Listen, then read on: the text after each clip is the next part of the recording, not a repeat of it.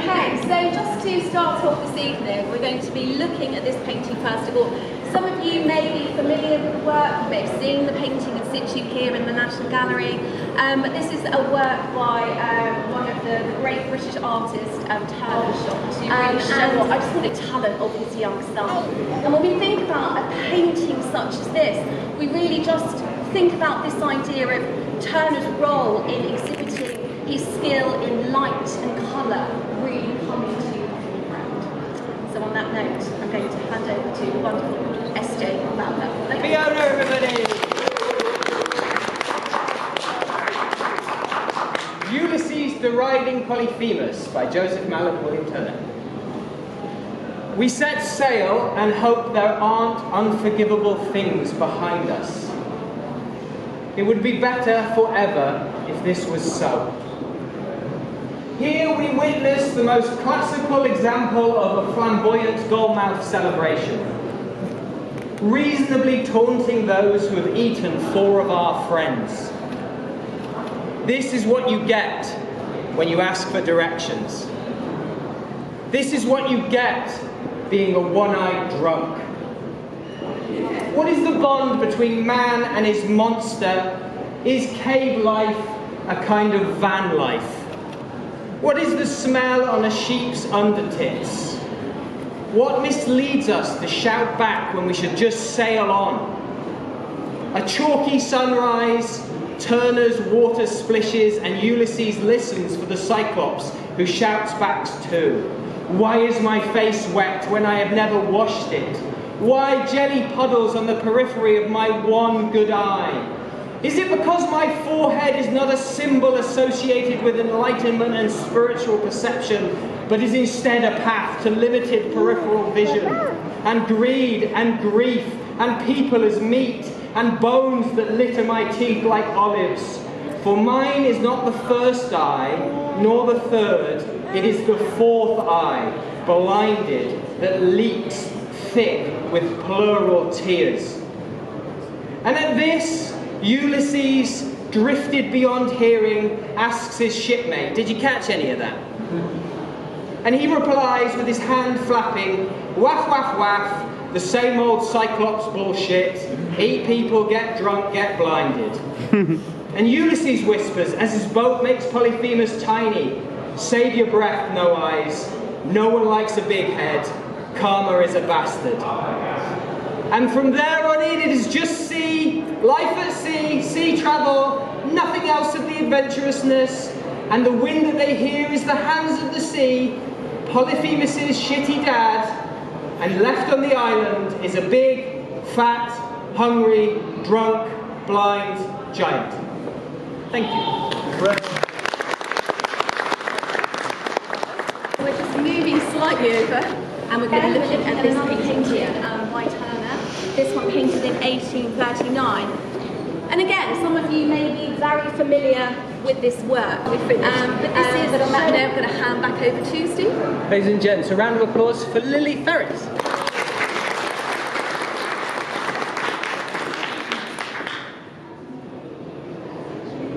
The strain of my carved out curves against waves of hands clawing to take me back between folds of beds as metal muscle grabs my neck, a tree chained to hanging bowl, dragged through piss and poisoned liquids, away from the sunken base of butchery, where breathed a given name, drowned by the whistling of alarm. I prepare for worse, yet have sailed through the Red Sea and carted people home, teeth and limbs torn from frame, distinction designated to those expired, mopping, needed no longer of use. A ghost not yet gone, echo murked beneath me. The marred rings evoke, bought for recycled reuse, tossed into plastic bags, poaching retirement reserves in bidding wars. I was not trained, but combat the sun, the space in the sky, misleading the tide, enticed to enlist in capsized paradise, where corpses find camaraderie, restored in coral fields, not coaxed into fumigated port, to be bound to final posting. Good luck scraping men overboard, crusted underbelly. The gulls swoop down to shit on me in ritual, in recognition of a relic who sails towards its ruin, down to the deconstruction of bones. Thank you. Ladies and gentlemen, Stewart Lee! Right, I hope you can hear me. So William Hogarth's best known as a social satirist, really, and as a stand-up comedian, that's what I like to think that I am. As well as, it's better just than thinking I'm a useless entertainment clown. His most famous paintings, The Rate's Progress and The Marriage on a Mode, are sort of social satires.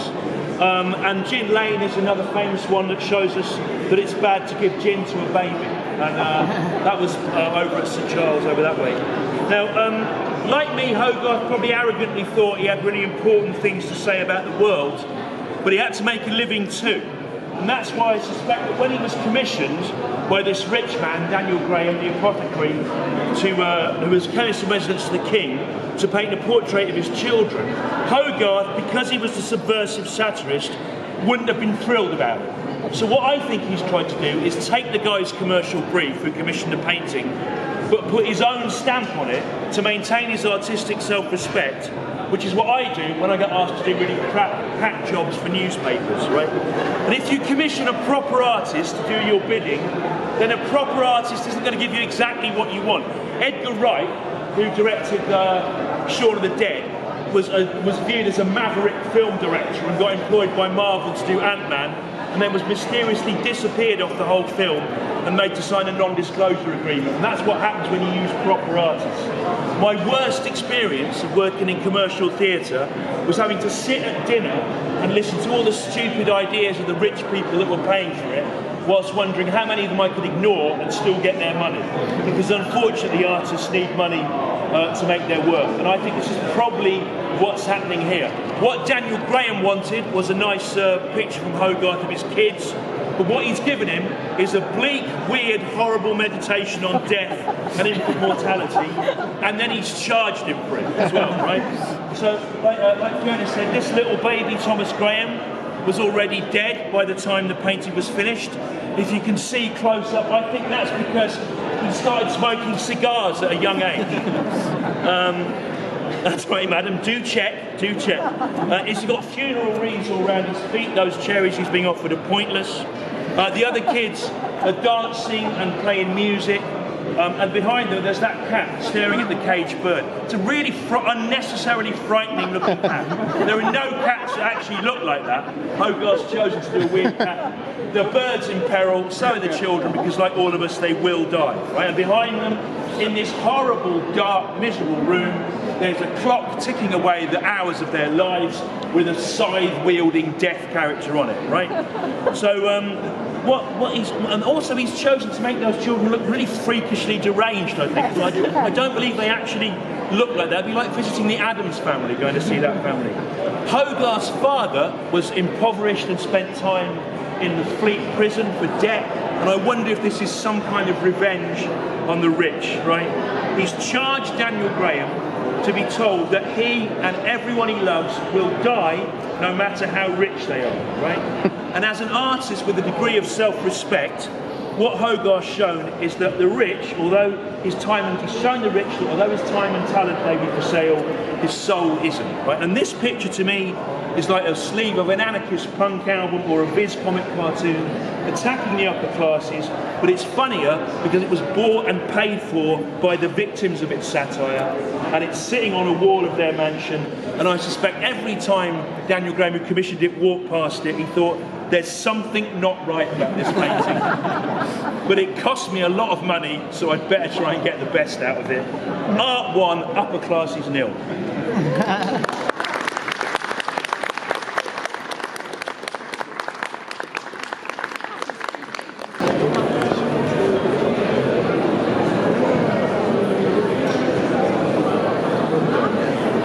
to impulse for a moment?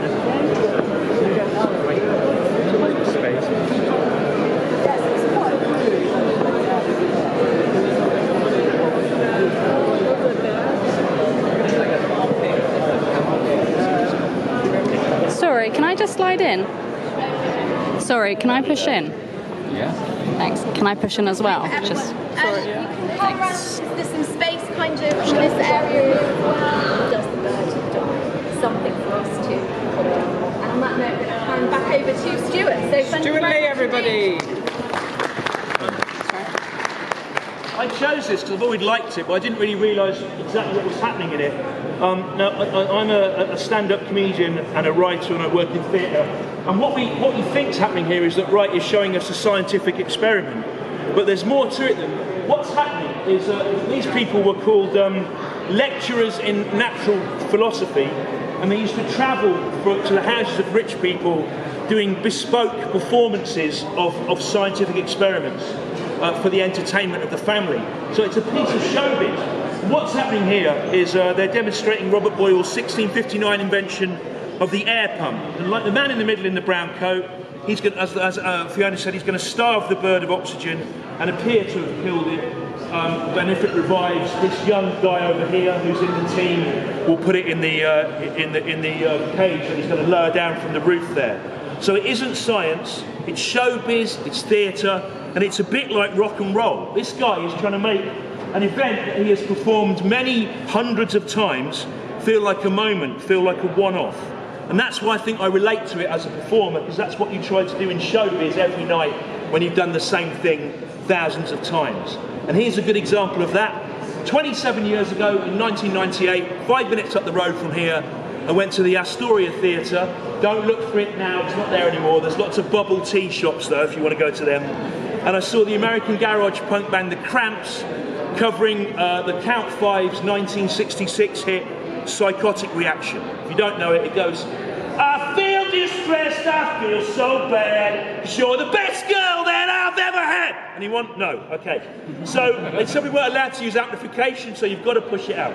Now, the Cramps may not have understood tuning or good taste, but they understood theatre, and they understood ritual, and they understood rock and roll, and I think the guy suffocating the bird and Joseph Wright of Derby, they both did it well. And during the middle eight of Psychotic Reaction, the singer from the Cramps, Lux Interior, climbed up the speaker stacks in the Astoria, did a little bit of singing there, and then he kind of fell down 20 feet onto the stage. And it looked like he'd broken his leg, and he was writhing about on the floor, and the band kept the middle eight vamp going for about 2 minutes while they looked worriedly at him, and the audience were in tension, thinking, what's going on? Is he going to get up? Is the gig going to be abandoned? Is there a doctor in the house? And then he crawled on his hands and knees to the mic stand, pulled himself up, and then launched back into the song at the exact right point, and the crowd went wild as tragedy and failure turned into a moment of heroism and victory, and it was one of the greatest things I've seen in a live performance to this day. Were you there? Falling down the stairs. Yeah, oh, really? It was You a were good night, downstairs? wasn't it? No, it's one of the Cramps songs. Well, this is interesting because a week or so later, I was in a pub in Soho, and I heard some people behind me talking about this, and how great it was when Lux Interior fell down off the speaker stacks in his little tiny leopard skin briefs and high heel boots and crawled back to the stand. And I was going, yeah, it was brilliant. Then I went to them, hang on, what night were you there? And they said Wednesday, and I've been there on the Thursday, right? So I realised this is what a professional entertainer does. And I realised I didn't have to suffer as a stand-up, full exasperation every night. I could fake it. Lux Interior had to fake it to make it, and that is what's happening here. That's what's happening here. He would have done this thousands of times, but he's manipulating the situation with lighting and the tension of the bird cage over there to make it work. The couple in their 20s are watching. This guy has settled down for the show with an enormous gin and tonic at the front there. Whether the bird lives or dies, that reminds me of that moment in a good piece of ritualised theatre where you worry it's all going to fall apart and what will happen. And the timing's obviously the moment where you go back into the main song from the middle eight. That's the moment when the bell jar's lifted off and the bird comes back to life. And these genius hacks tour the drawing rooms of wealthy England every night with their intricately choreographed spectacle of death and rebirth. And this picture tells you all you need to know about theatre and comedy and rock and roll. And that would have been the most exciting moment that these kids would ever have seen.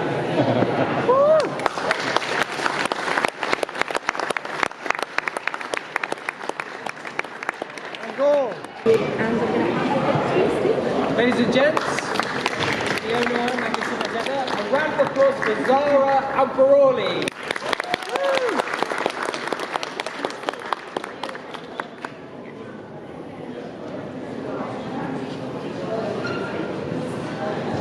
Where the river spills in circles, a world unfolds, half dreamed and waiting to spill.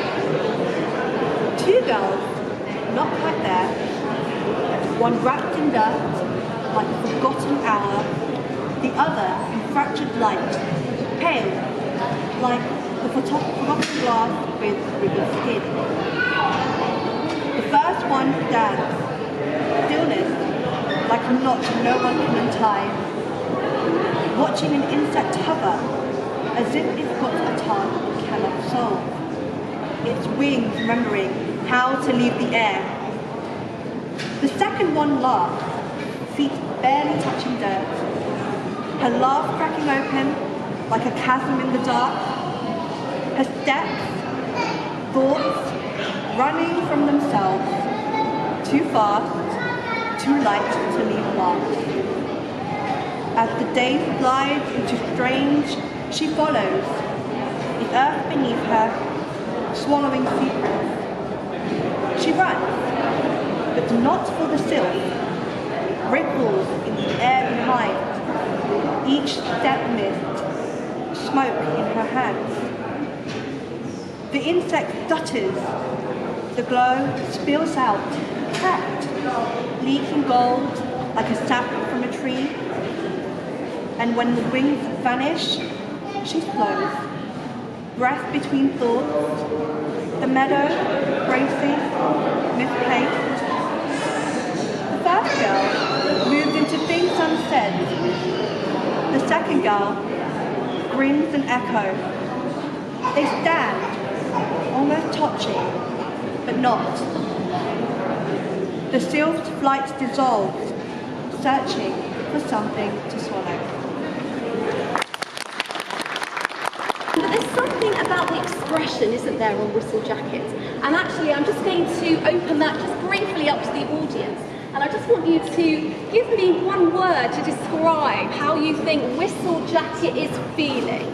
So just one word. Any thoughts? Fear? Shy?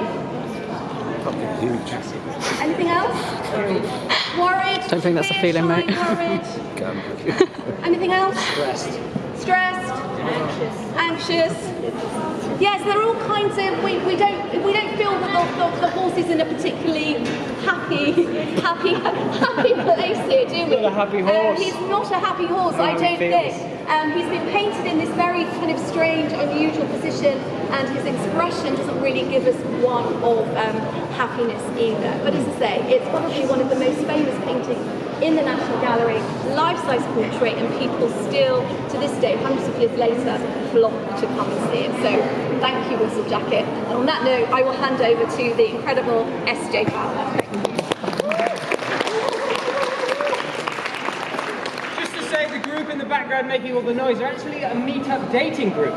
So if anyone here is single after the event, you can just drift away and join them and disturb other people's poetry. That would be ideal. Whistle Jacket by George Stubbs. The most life-size a horse can be. This horse, this big brown horse, glistens upon the mustard, kicking air, putting me in mind to think, imagine this world inverted, where horse is human and human is horse, where they ride upon our backs like marriage settlements and attacks upon thin legs, where we have spine hair and arse tails and can hoof a pan into the dark, where we can finally defecate wherever we want and run where I can finally bite you. Imagine our enormous side eye looking down upon them. Imagine us as beasts of burden, carrying things on our back because our masters trained us so. Imagine us growing horns and wandering the forests. Different animal. But let us be realistic and witness Whistly Jacket, the biggest brown horse of festival season, of equine ritual, the chestnut angry boy, neighing visual insistence, the arrogant cough syrup attacking his own painting, this Charlie Destria floating in beige, this slab of Sugar Lump McGee with body odour no painting can express. Let us be real. We would never swap animus to become horses like this. Not when there are donkeys and chimps and snakes roaming this earth. All hail Equifax, the lord of horses. And here he is, delicious and unnecessarily large. Thank you.